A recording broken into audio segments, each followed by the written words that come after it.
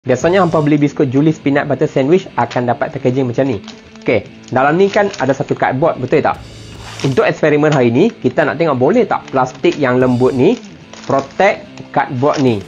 Dan kita akan tembak menggunakan soft gel ya.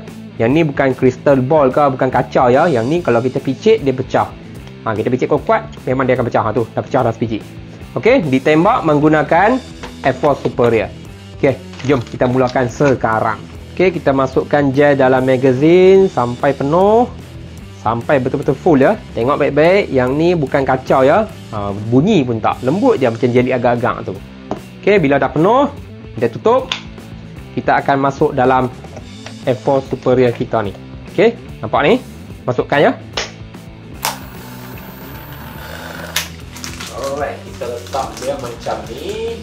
Pastikan dia macam ada cekam sikit dalam yang tengah ni. Wow.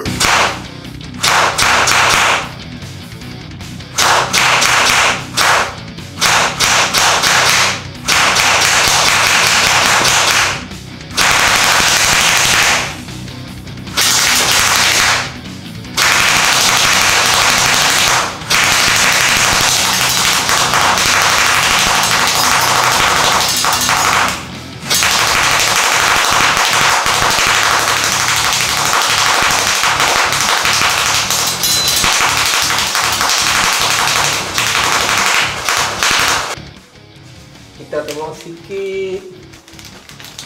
Wow, dia boleh protect ya.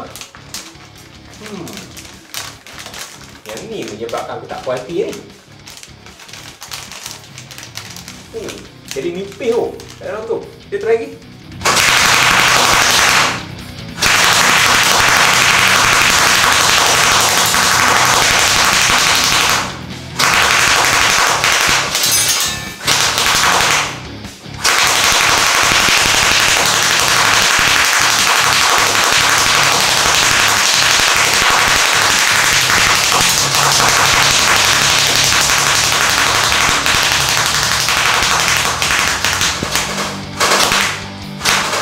Tengok lagi. Wah, tak berlubang. Nampak ni? Tak berlubang ya. Kita buang yang ni. Kita tengok dalam dia macam mana. Wish. Terkoyak juga rupanya. Nampak ni? Terkoyak. Dahsyat juga.